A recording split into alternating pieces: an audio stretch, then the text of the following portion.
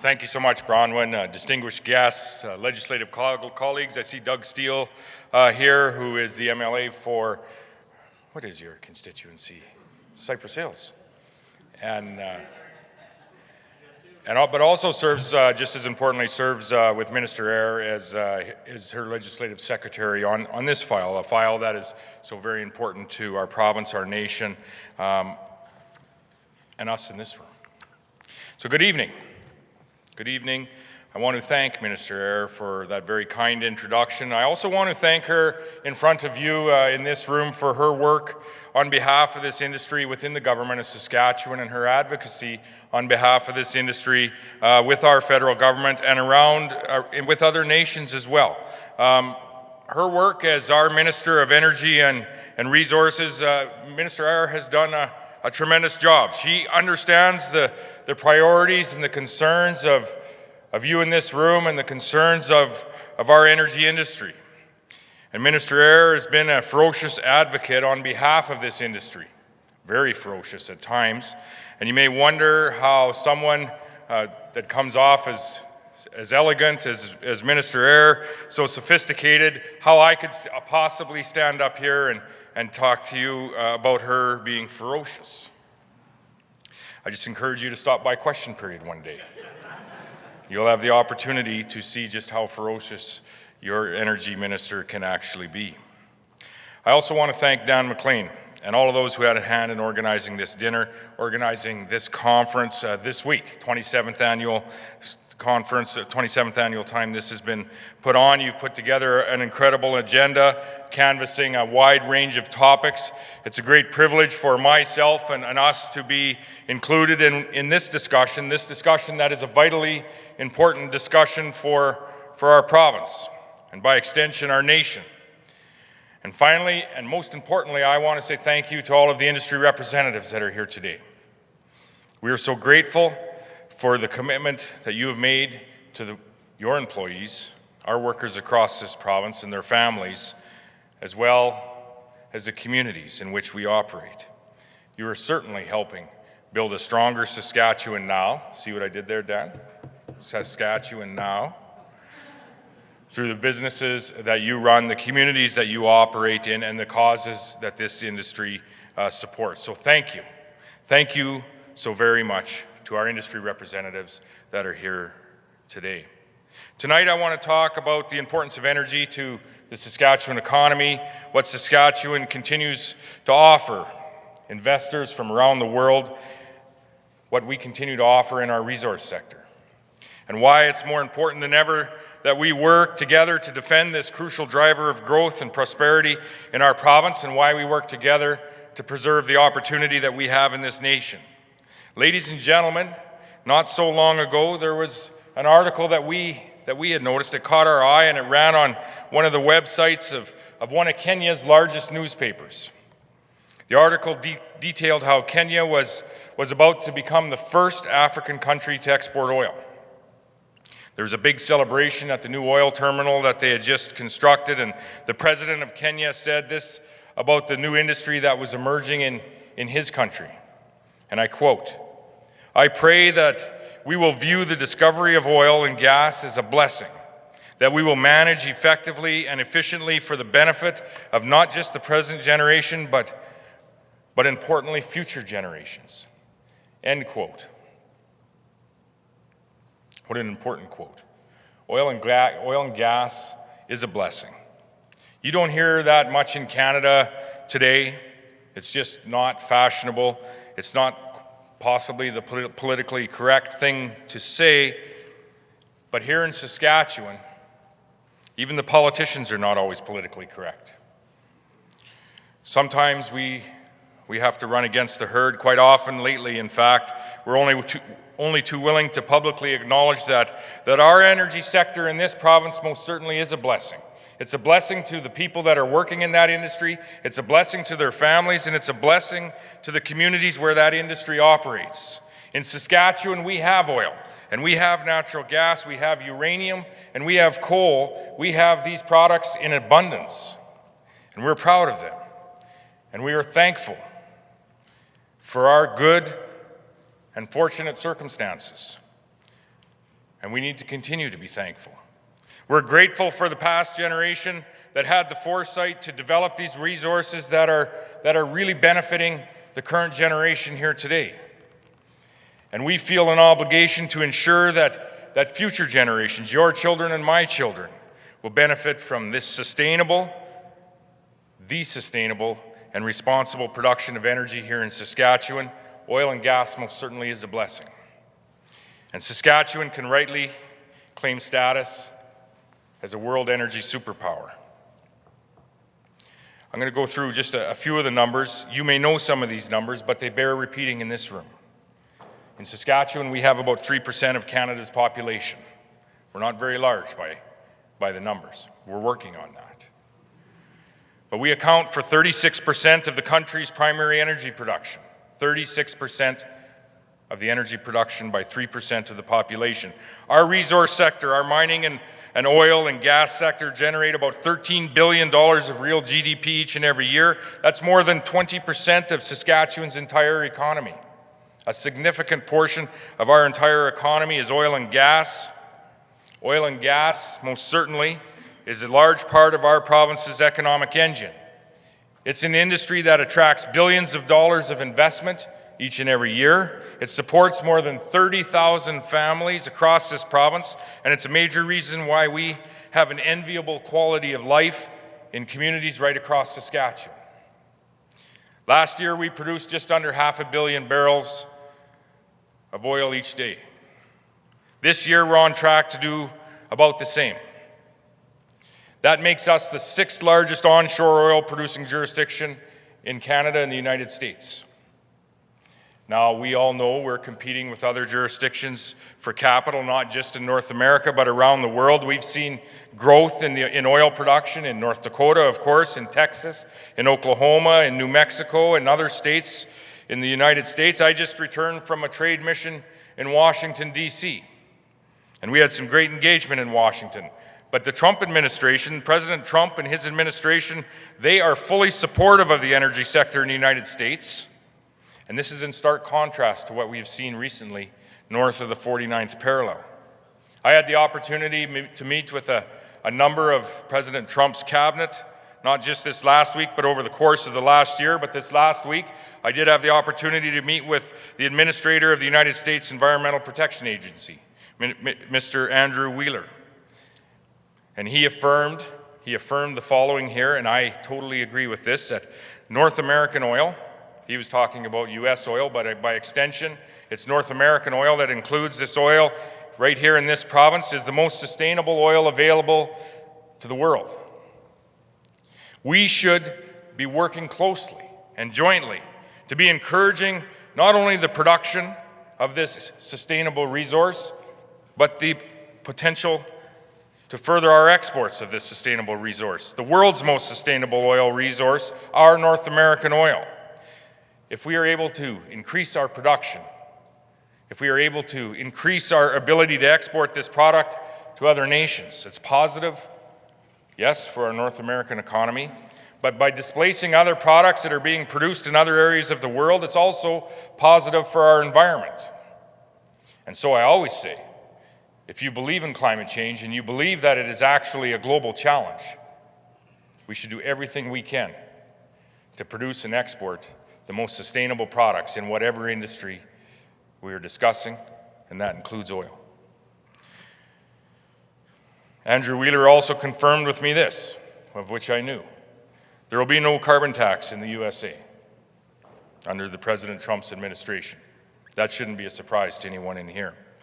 Instead of blocking pipelines, they are going to continue to have a regulatory process so that they can build them. 16,000 kilometers of pipe this past year. They're cutting taxes, they're cutting red tape. There's good reason for this industry to look at investing south of the border. But ladies and gentlemen, there's good reason to invest right here in this province of Saskatchewan as well. For the energy industry, Saskatchewan continues to be one of the best places to do business.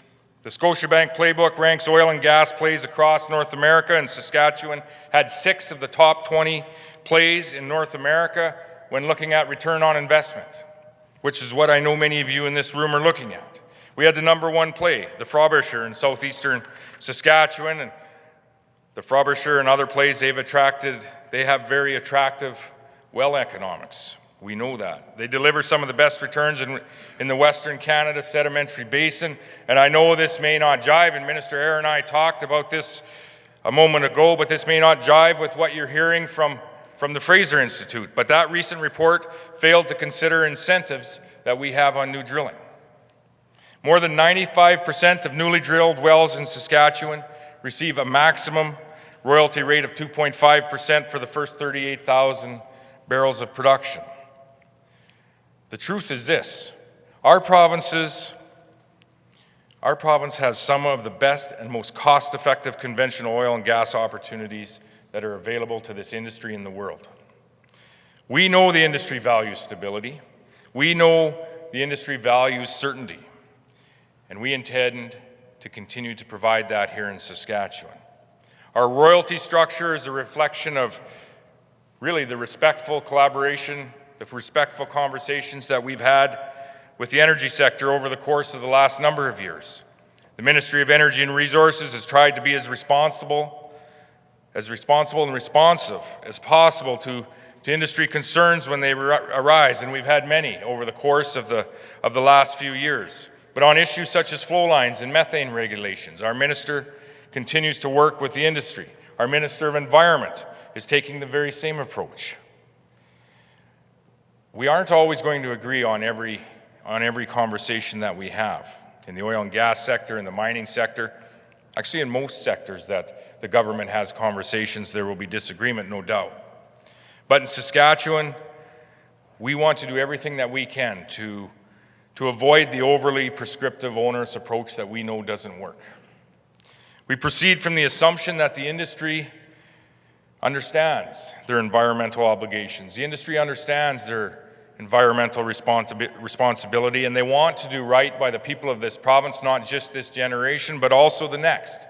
We understand and believe that. When we're going to continue the discussion about environmental regulations and other challenges that are facing this industry, from wherever they originate, including some of the issues that energy companies are having with some of our rural municipalities, which I know is a concern that has been raised with us. And as we continue to work through this together, I would ask that you compare our government to the alternatives that are available and not to perfection. We've seen recent changes, I would say recent wrongs corrected recently in Alberta. And I know new Premier Kenny is moving quickly to undo the damage that has occurred not just to this industry. I talked with Premier Kenny on the telephone this morning. He's promised his summer of repeal, and he's delivering on that. The competitive environment in Alberta will quickly create a challenge here in Saskatchewan, yes, but this most certainly is a good challenge. It's healthy competition. It's good for the industry. It's good for our province. It's good for our nation.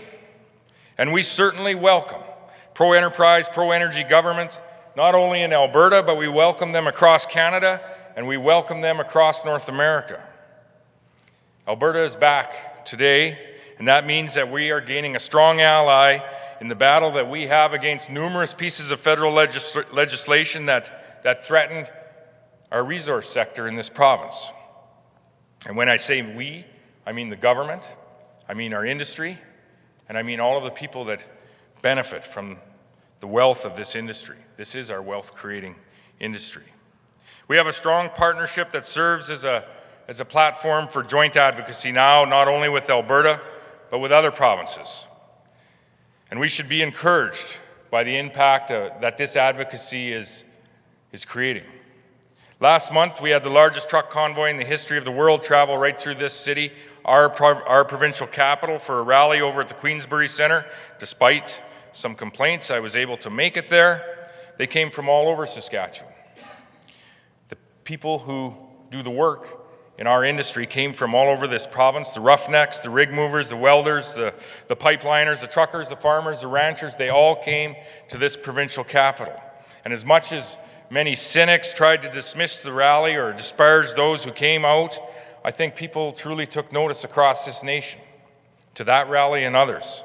I think people realized how unusual it is for these particular folks who work hard each and every day in our resource industry, our resource sector, to attend a demonstration like this in Regina, or earlier, the demonstration in Moosomin. It really hasn't happened before, or at least it hasn't happened for many decades. So this advocacy is making a difference. This joint advocacy is also making a difference at some Senate committee hearings that we have attended as your government. And Minister Eyre has attended a number of them, most notably with Bill C-48, presentations by industry officials and political leaders like Minister Eyre, like Premier Kenney. The Senate committee has now recommended that not to proceed with this particular piece of legislation. This recommendation essentially renders Bill C-48 an empty bill as it comes back to the House. We have a new Green leader now in this province. We have Elizabeth, not a new Green leader, we have a Green leader. She has put out a new platform, of which I haven't particularly been interested with the Green Party's platforms of late, but I was interested in one piece of this one, where she made some comments with respect to using domestic energy in place of imported energy. I agree with that. We should be using domestic energy in place of imported energy. In fact, we should go a step further, as I said earlier, and make every effort that we can to actually not only utilize our own energy in this nation and on this continent, but make every effort to displace those dirty barrels of oil that are being produced in other areas of the world for all of these reasons. For all of these reasons, the wealth that can be created in our communities, the sustainability that can be provided by Western Canadian energy being provided to our fellow Canadians, our fellow North Americans, to people all around the world, we can most certainly bring this industry back to where it has been. My friends, we need to work together. And if that means we need to work together with the Green Party on certain initiatives, so be it. We need to work together to combat energy illiteracy in this nation. We need to counter the propaganda and the myths that are being peddled by certain players in the environmental movement. We need to have a mature, educated discussion about energy in Canada, and I think this conference here is helping make that happen. A conversation that acknowledges the threat of climate change and acknowledges that it's real, but recognizes the importance of fossil fuels in empowering our modern economy and creating wealth in our modern-day communities. A discussion that celebrates the innovative work that is already underway in our energy sector, like carbon capture and storage. Our energy sector in Canada and in North America is cleaner and greener than it has ever been. In this province, we continue to work to remove carbon from the production of each and every barrel of oil that's produced in Saskatchewan. By we, I mean government and industry and the individuals involved in the industry. In Saskatchewan, our intensity of greenhouse gas emissions has dropped by nearly 9% since 2005. This is substantial. It's substantial because our GDP over that same time period has actually grown by 24%. We're producing more product with less greenhouse gas emissions. We're taking carbon out of the barrel of oil. In Saskatchewan, some of our largest oil producers are now operating zero-emission well sites. Truly innovation at work. In Saskatchewan, the world's first commercial power plant with a fully integrated carbon capture system has captured more than 2.5 million tons of carbon dioxide. Representatives from 39 countries have toured Sask Power's Boundary Dam 3 project near Estevan. The world is coming to Saskatchewan to learn about carbon capture and storage and enhanced oil recovery and the potential to utilize it. It's a good thing because we cannot meet the challenge that climate change has presented this world with without talking about carbon capture and storage and subsequent enhanced oil recovery. All of this needs to be considered in a mature, a respectful conversation on how we can address our environmental challenges while ensuring that our economy continues to create wealth in the communities where we live. And we can never forget that this is not just an academic exercise that we're engaged in. The decisions that we make in industry and in government and abroad have real-life consequences for the people that are not only in this room, but work in this industry across the province and across the nation. Ladies and gentlemen, I want to close with this observation from an individual that I view as a great Canadian. He was a premier of Alberta, former premier of Alberta, is Ralph Klein. A number of years ago, we had a similar debate over the Kyoto Accord. During that debate in the 1990s, Premier Klein had some concerns about federal environmental policy, just like we do today with respect to carbon taxation, just like we do today with Bill C-48, Bill C-69. And Premier Klein said this with respect to the Kyoto Accord, and I quote, "This great country is more than capable of contributing to the global warming solution. The resourcefulness of this country is unmatched in the world. If we come together, if we commit ourselves to realistic goals, then we will make a difference in the battle against global warming. We will reinforce our position as a world leader in environmental stewardship, and we will contribute in a way that makes every Canadian proud." End quote. My friends, we can protect the environment while supporting a growing energy industry that contributes to our quality of life in this great nation. We can do both, and we should do both. So let's get down to business. Thank you so much.